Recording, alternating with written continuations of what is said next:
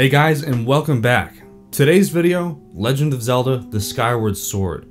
Now, I must say before I get into anything, I'm only 5 hours into the story so far, but I felt really compelled to make a video of my first impressions about it.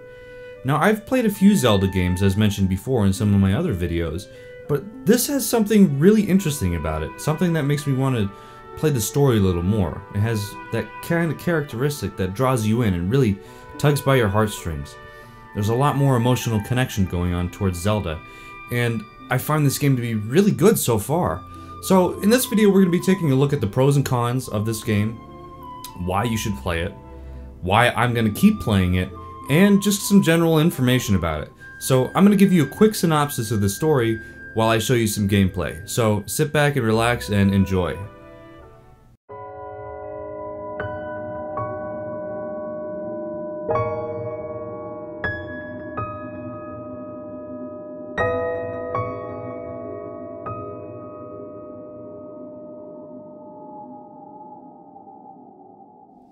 Before we begin, allow me to shed some light on where Skyward Sword is on the Zelda timeline. Nintendo released the official Zelda timeline in late 2011, and interestingly enough, Skyward Sword is the supposed first game, which is one of the reasons why I found this really interesting. I couldn't pass up the chance to play the very first adventure in the series, although we all thought we were doing that back in 1986. Well, some of you did. I wasn't even alive yet. Our story begins with the tale of old. After the creation of the land that would become Hyrule, the Triforce was entrusted by the golden goddesses Din, Farore, and Nayru to the goddess known as Hylia. However, the demon king Demayas gathered an army to take the Triforce for his own evil intentions.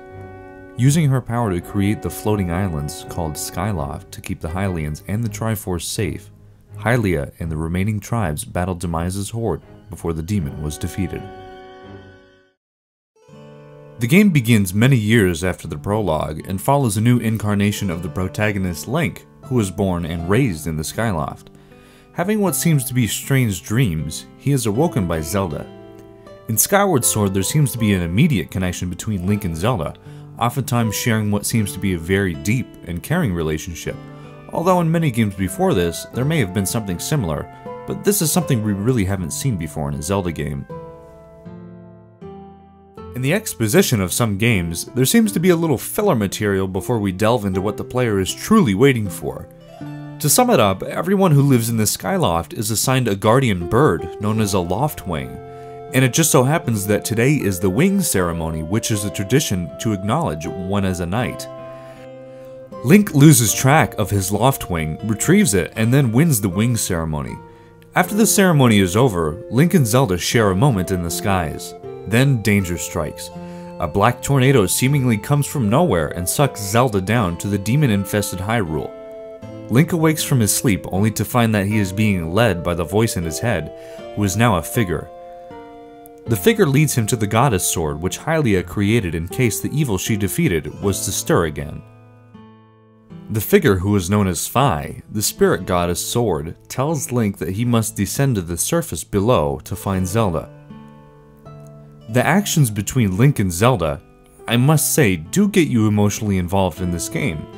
When Zelda is whisked away by the black tornado, you feel the urge to go and save her, so Nintendo really succeeded in making me want to play more. On the surface, you'll find an elderly woman in a sealed temple who has been waiting for you and gives you some information about Zelda. Thus, you continue after Zelda. After a minor detour, you'll find yourself at the first temple, where you were told Zelda headed. Now, this is as far as I've gotten, but let's look at the pros and the cons thus far.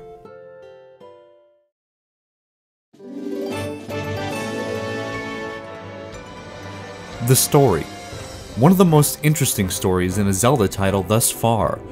I know I may not have gone over it thoroughly enough, but you should really play the game to fill in the gaps. The graphics. The graphics are pretty decent in this one. It seems Nintendo has gone the cel-shaded route, reminiscent of Wind Waker, but it doesn't look fully cel-shaded, but it's interesting and I like it. The controls. Skyward Sword implements the Wii Motion Plus, which provides really great response. And if you've only played Twilight Princess on the Wii, these controls blow it out of the water. The music. The music is incredible. That's all you can really say. Most of those memorable reoccurring themes are here in full symphonic display.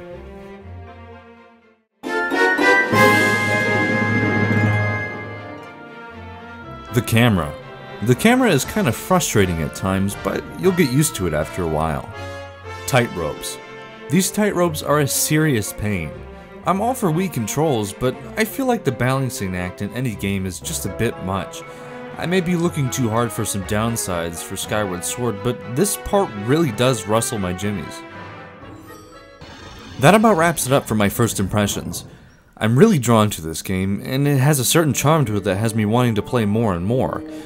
Skyward Sword is just looking really great in my book, but if you'll excuse me, I have a princess to rescue.